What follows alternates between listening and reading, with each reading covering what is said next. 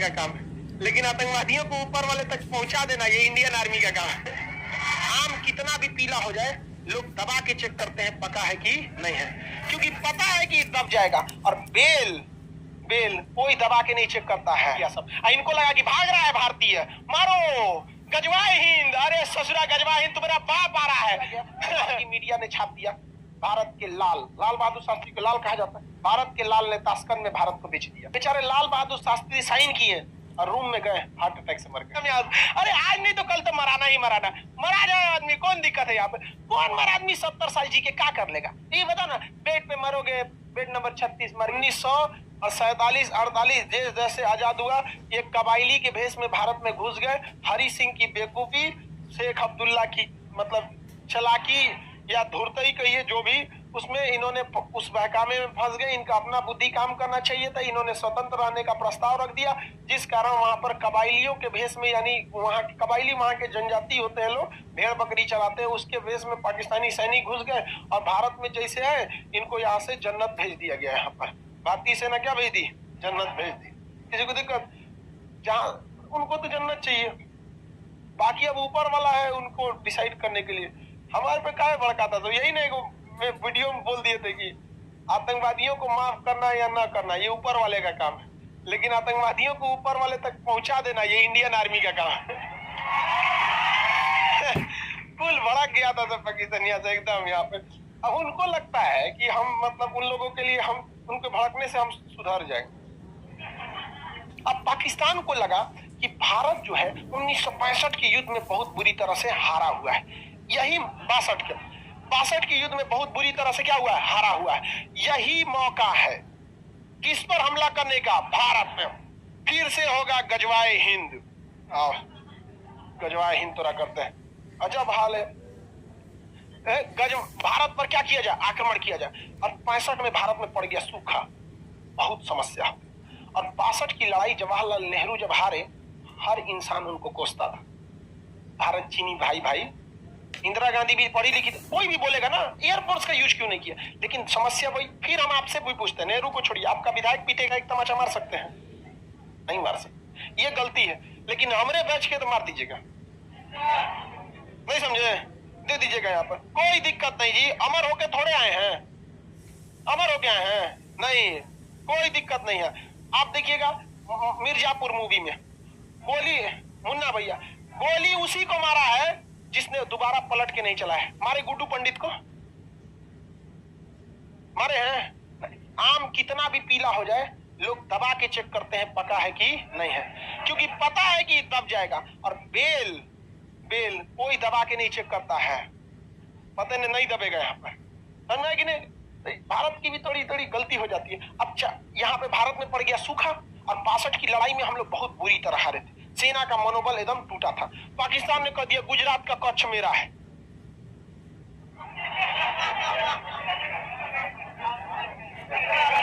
यहाँ पे घुस गया सब पाकिस्तान वाला, यहाँ पर घुस गया। अरे बलवंत राय मेहता का जहाज मार के गिरा दिया सब। बलवंत राय गुजरात के मुख्यमंत्री थे, उस सब मार के गिरा दिया सब। ये बहुत बवाल हुआ यहाँ पर। लेकिन कच्छ का रन खाली एरिया है, इसमें वो घुसे सब, भारतीय सेना बिछा दिया उन लोग को, मर गए पूरा साफ, दूर दूर तक दिखाई दे रहा था। धर धर मार के भारतीय सेना बिछा दिया सब यहाँ पे कच्छ के रन में, 1965 की लड़ाई में। अब पाकिस्तानी जो होते हैं सब, याद रखिए बाबू, पाकिस्तानी किसी भी लड़ाई में मजहब को जरूर घुसाएगा। उसने क्या कश्मीर में घुस गए सब पाकिस्तानी, और कश्मीर में घुसकर भारतीय सेना को मारते थे, आगजनी करते थे, बवाल मचाते थे।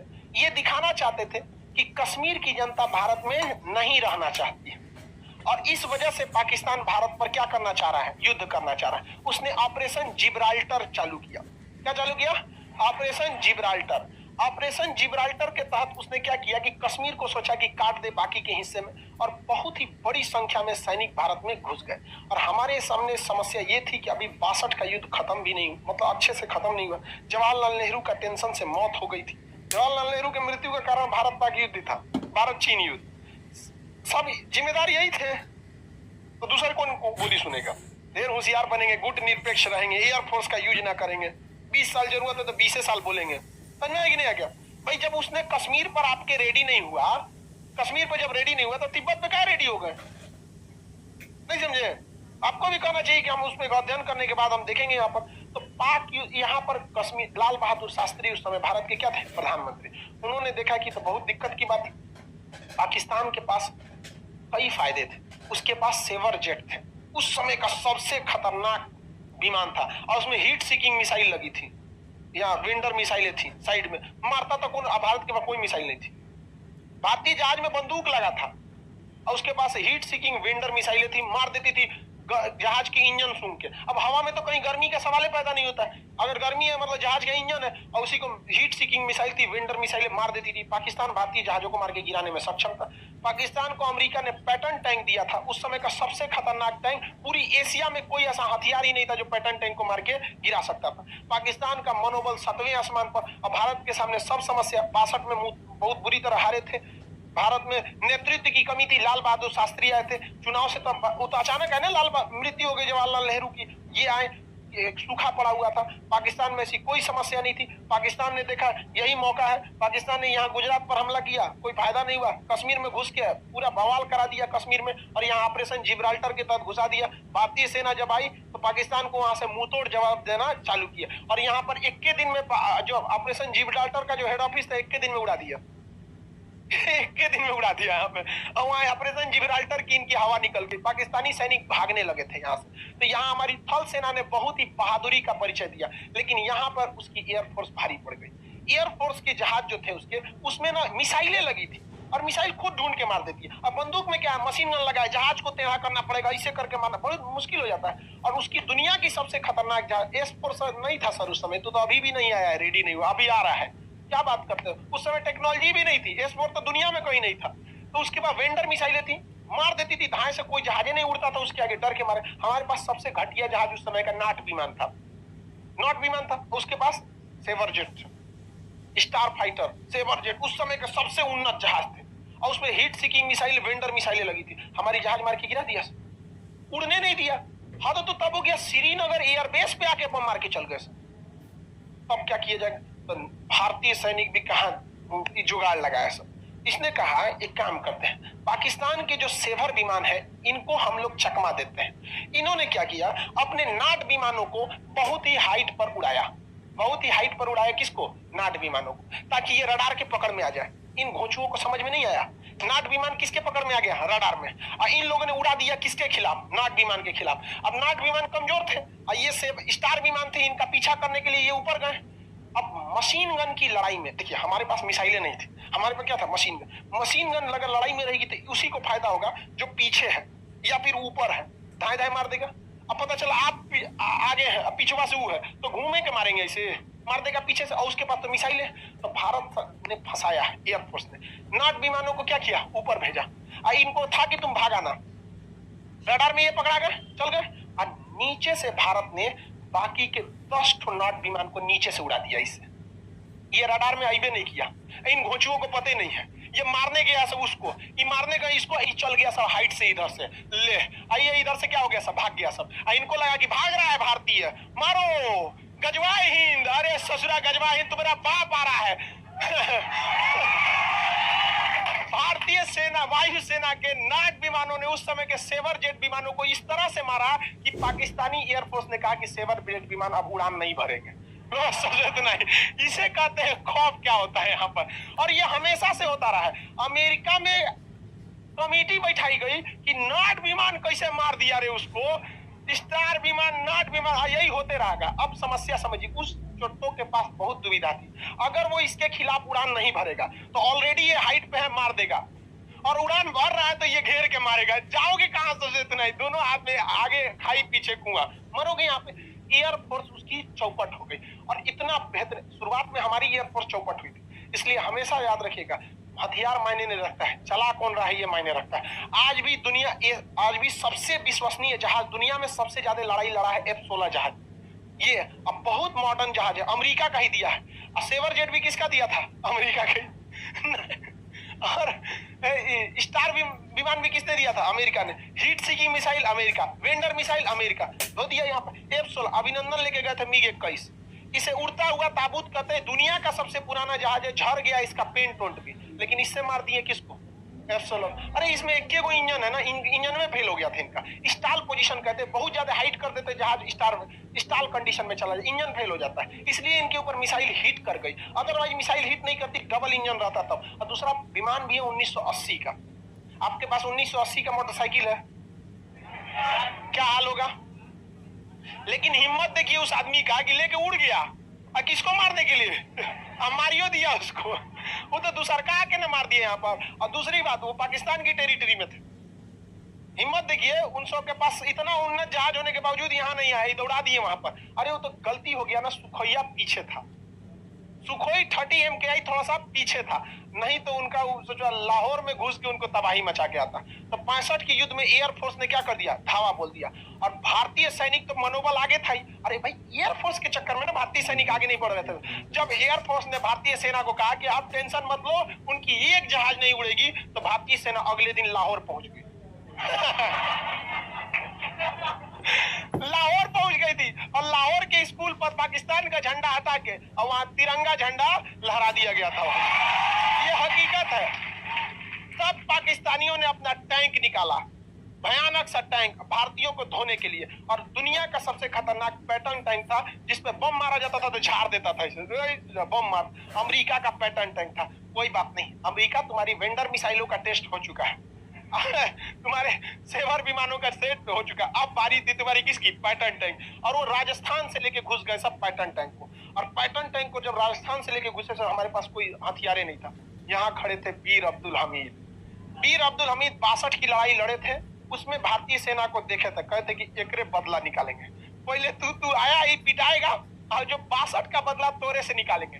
वीर अब्दुल हमीद के सामने जब टैंक आया, सब पैटर्न टैंक को उधिया दिया यहाँ पर। और उनके सेना में ये अफवाह फैल गया कि भारत के पास ऐसी भी मिसाइलें हैं जो पैटर्न टैंक को मार सकती है। और पैटर्न टैंक इतना खतरनाक था कि उसके जो कमांडर थे, उनको पूर्ण विश्वास था कि दुनिया में कोई भी पैटर्न टैंक को मार नहीं सकता। सबसे आगे अपने पैटर्न टैंक लेके चल रहे थे। मारा वीर अब्दुल हमीद, पहले उन्हीं को उड़ा दिया।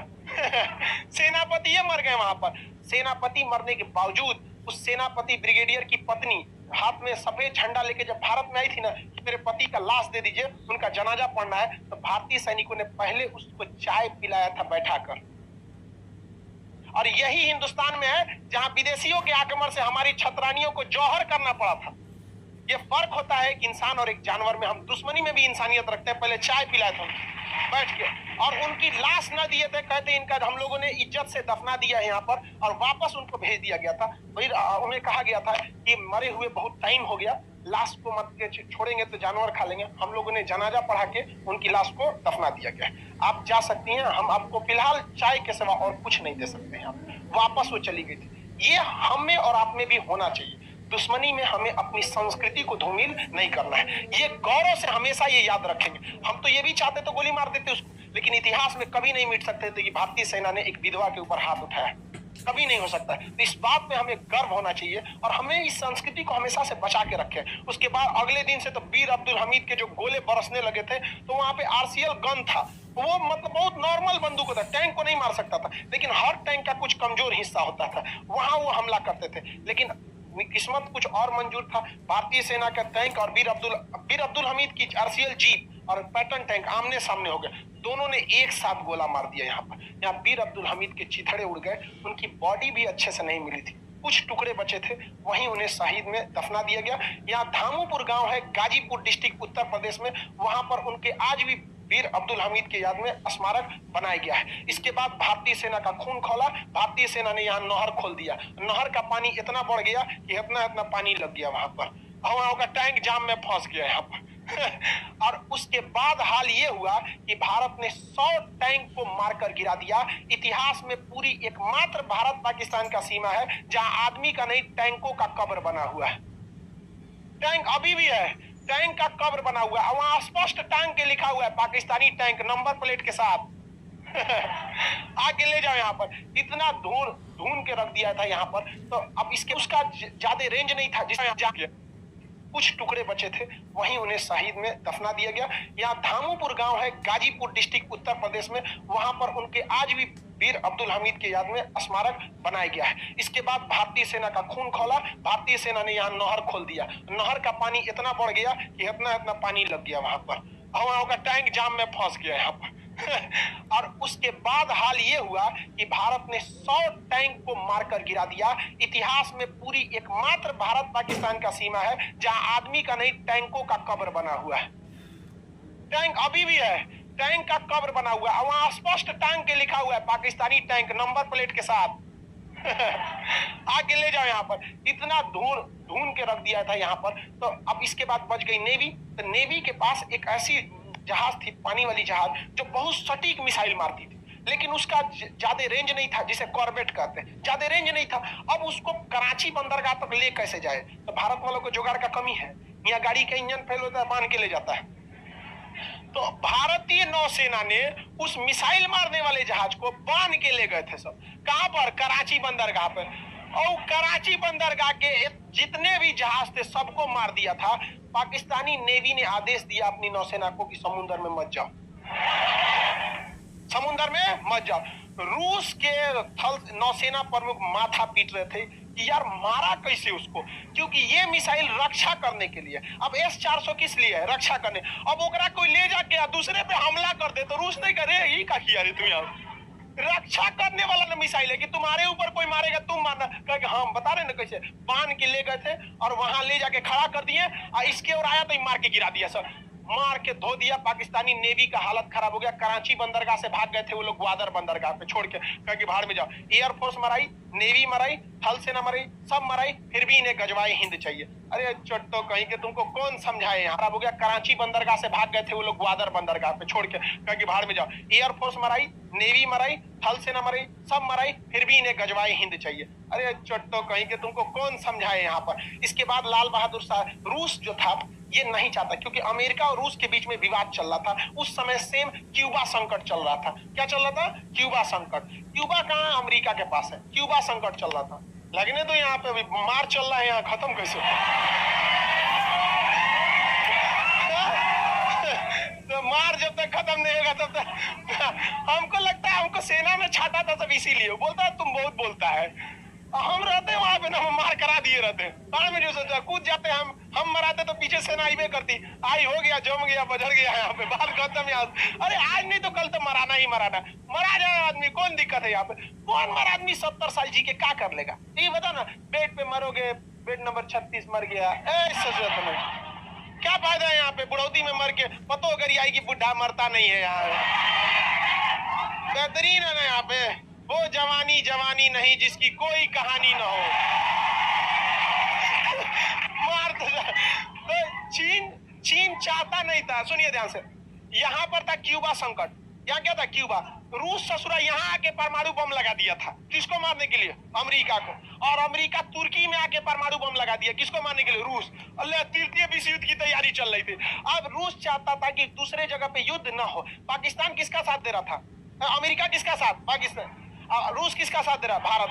तो इन दोनों के बीच में ताशकंद में समझौता बुझाया गया। भारत लाहौर तक कब्जा कर लिया था। ताशकंद समझौता में रूस ने भारत का साथ नहीं दिया। वो केवल कॉम्प्रोमाइज कराना चाहता था और लाल बहादुर शास्त्री पर, सारे लोगों पर दबाव बनाया गया। इतना दबाव बनाया गया, कई बार ऐसे भी हो गया आपको बैठा के बीच पूरा गांव दबाव बनाएगा, मजबूरी में साइन करना पड़ेगा। ताशकंद समझौता साइन किया गया और कहा गया कि जो जहां पे कब्जा किया है वापस लौटे। तो पाकिस्तान से कब्जा कौन चीज हुआ था? और हम लोग से लाहौर। और हमारे सैनिक भी ज्यादा शहीद हुए थे। भाई हर युद्ध की कीमत चुकानी पड़ती है यहाँ पे। तो हमारे शहीद, जो हमारे सैनिक शहीद हुए, उनके लिए एक संवेदना होती है। लेकिन हाँ, मरेंगे तो आपकी मृत्यु हो जाएगी, शहीद होंगे, अजर अमर रहेंगे। हमारे सैनिक कभी नहीं मरे, वो शहीद हुए, अजर अमर रहे यहाँ पे। तो हमारे सैनिकों ने शहादत दी थी, हमें लॉस हुआ था। हम कराची तक, हम लोग लाहौर तक चले गए थे। युद्ध नहीं खत्म हुआ रहता ना, बीच में समझौता नहीं होता, हेल के हम लोग तो ईरान घुस गए रहते यार। पाकिस्तान को हाथ छोड़ो ना यहाँ पर। तो बाद में समझौते से दोनों को अपना जगह वापस लौटाना पड़ा। जब साइन हो गया तब लाल बहादुर शास्त्री के ऊपर दबाव था, रूस का दबाव था, इनका दबाव, ये बेचारे साइन कर दिए कि अब हम लोग वापस लौटेंगे, अपनी सेना से लौटेंगे। और वहां देखिए, लाल बहादुर शास्त्री साइन करे ना करे, बीच में हस्तक्षेप होता, वापस लौटना ही पड़ता। थोड़ा समय लगता लेकिन लौटना पड़ जाता, क्योंकि यूएनओ ने कहता है कि आप दूसरे देश को कब्जा नहीं कर सकते। लेकिन लाल बहादुर शास्त्री को ये इतना जल्दबाजी में डिसीजन नहीं लेना पड़ा। लेकिन उस इंसान को समझिए जो अपने देश में नहीं है, दूसरे देश में, उज्बेकिस्तान में है, ताशकंद नामक शहर में बैठा है, पूरी दुनिया उस पर दबाव बना रही है, पागल हो जाएगा वो इंसान। और उसके ऊपर जब किया गया तो लाल ने ताशकंद में भारत को बेच दिया। बेचारे लाल बहादुर शास्त्री साइन किए और रूम में गए, हार्ट अटैक से मर गए। वहीं मर गए, एकमात्र प्रधानमंत्री जिनकी मौत विदेश में हुई है। बहुत कीमत चुकाए हैं हम लोग इस देश के लिए। 62 की युद्ध नेहरू की जान ले गया, 65 का युद्ध लाल 11 जनवरी 1966 को ताशकंद समझौता हुआ, हमारे लाल बहादुर शास्त्री की मृत्यु हो गई। वही व्यक्ति था कहने वाला जय जवान जय किसान। उनके कहने पर किसानों ने बमबारी के बीच भी हल नहीं रोका था। कश्मीर में खेती चालू थी, पंजाब में किसान खेती में लगा था, क्योंकि लाल बहादुर शास्त्री वो व्यक्ति था जिसने कहा था जय जवान जय किसान। किसानों ने कहा था कि अगर सैनिक बंदूक चला सकते हैं तो हम हल चलाएंगे, अगर हमारा हल रोकना है तो